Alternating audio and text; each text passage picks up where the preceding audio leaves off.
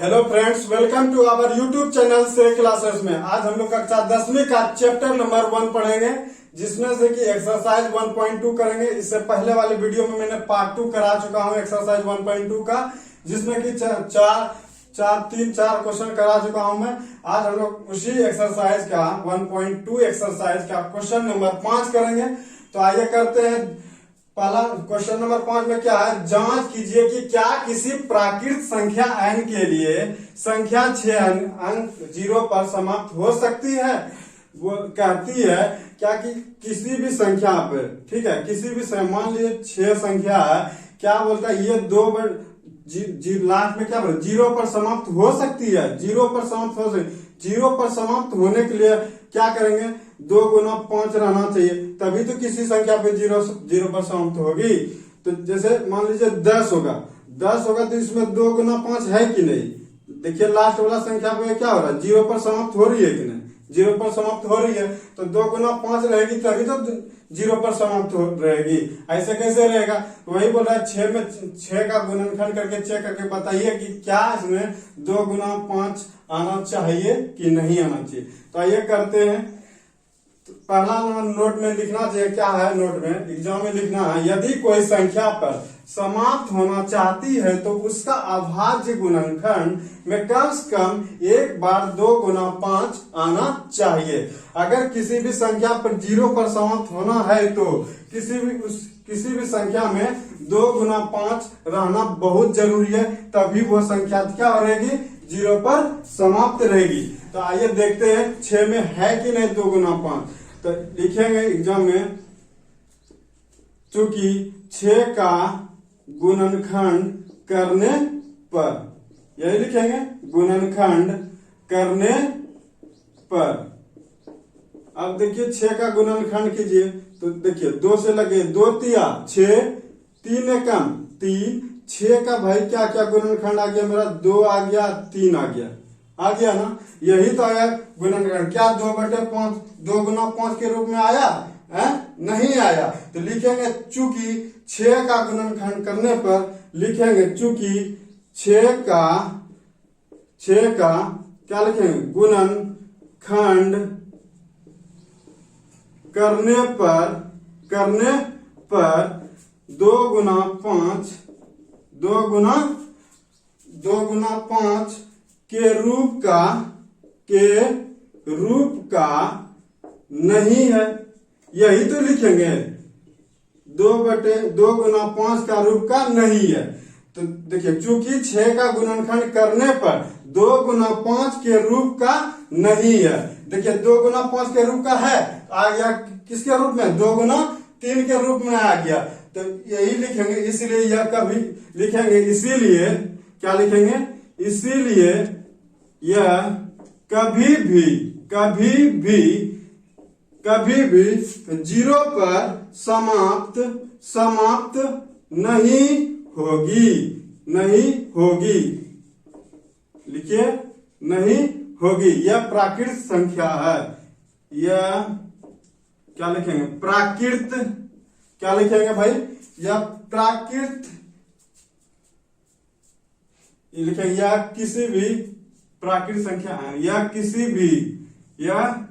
किसी भी n प्राकृत संख्या है, n प्राकृत संख्या है। समझ में आ गया आपको। तो राइट डन कीजिए, आप लोग नोट कीजिए या फिर स्क्रीनशॉट लीजिए। कोई तरह की दिक्कत है कमेंट करके बताइए कौन सा पार्ट अच्छा लग रहा है आप लोग को। तो आइए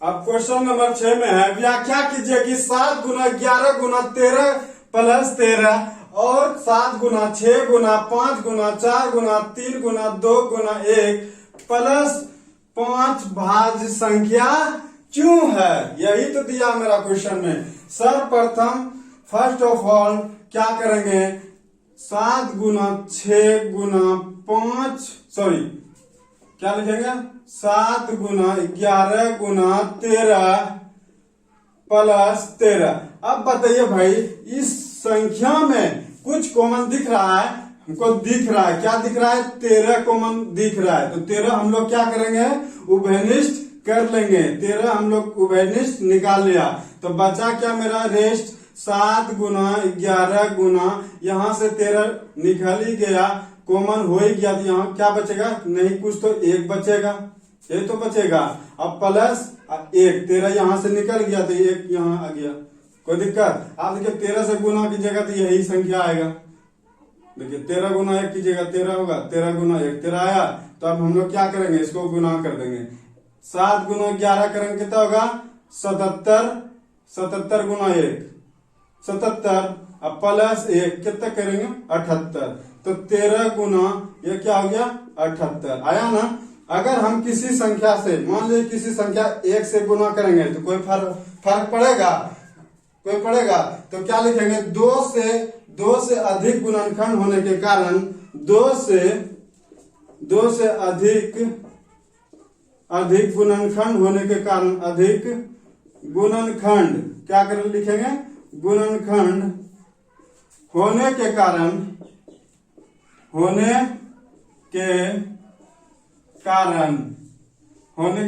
क्या होगा, होने के कारण यह भाज्य संख्या है। कहां लिख दे नीचे में, यह भाज्य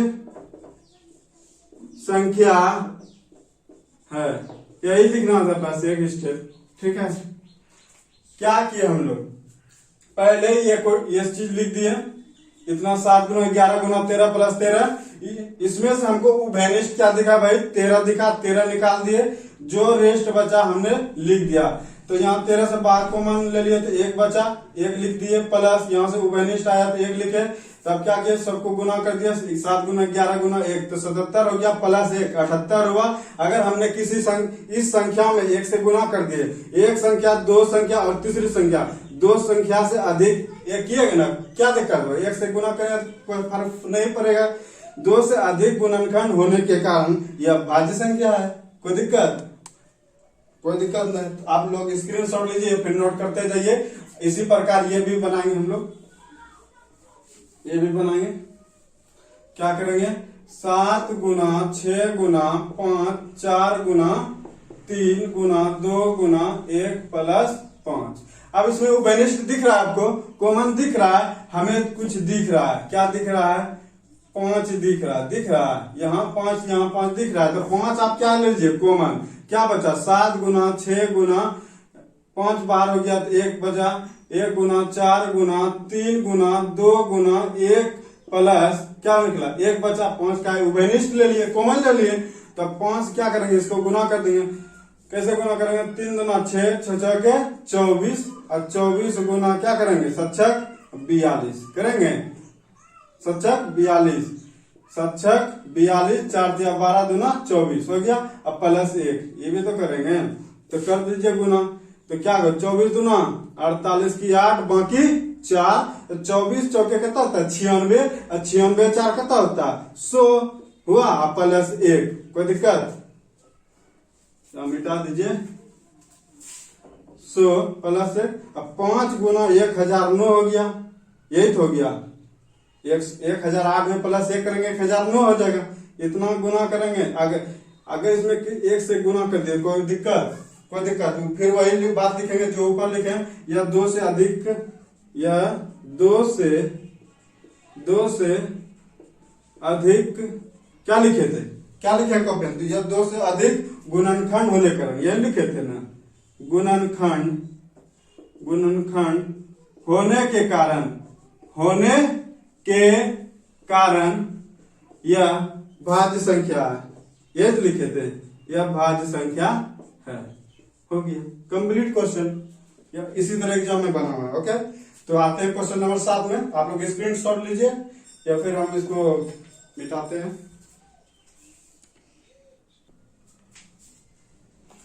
अब देखिए क्वेश्चन नंबर 7 में क्या है, किसी खेल के मैदान के चारों ओर एक वृत्ताकार पथ है, इस मैदान का एक चक्कर लगाने में रवि को 12 मिनट लगते हैं।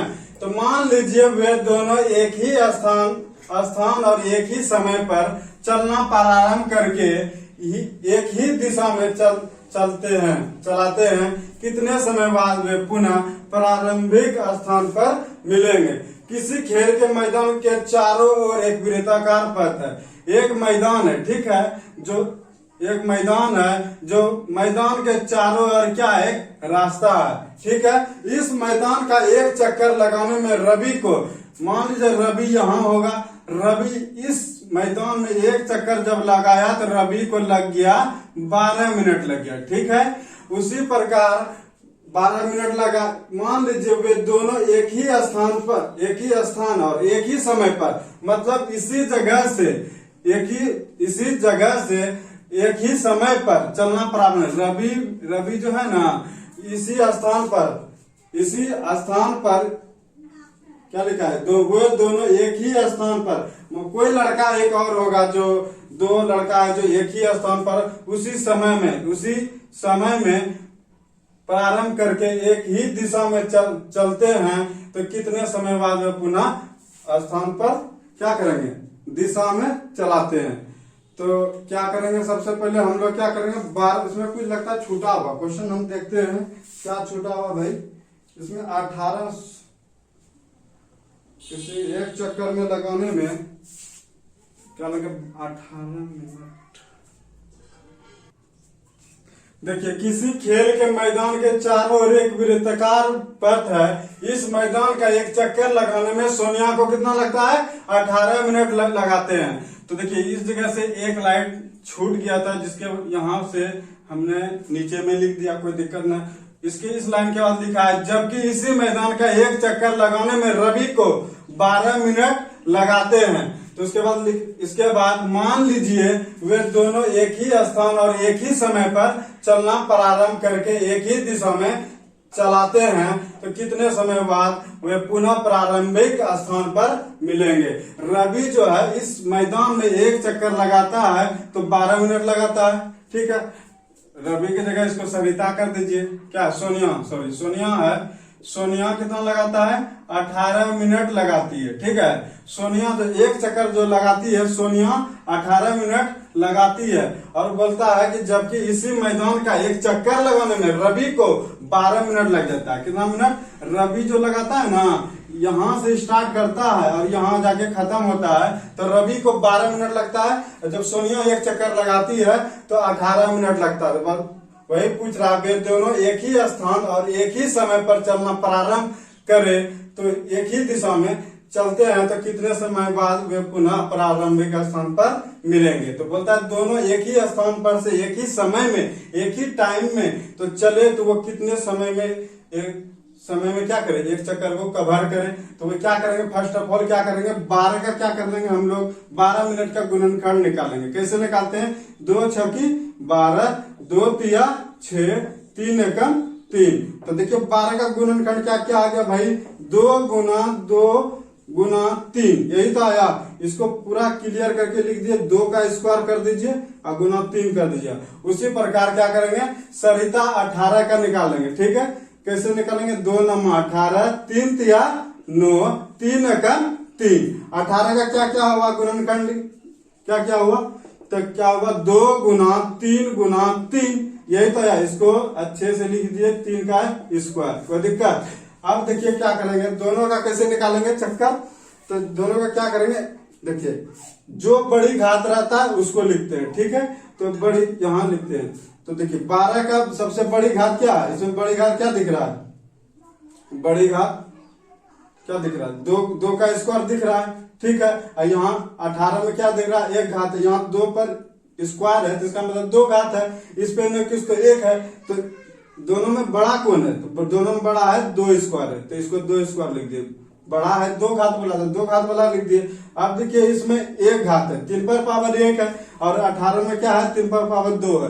तो ये दोनों में बड़ा कौन घात हुआ, 3 पर पावर जो 2 होगा वही तो बड़ी घात होगी।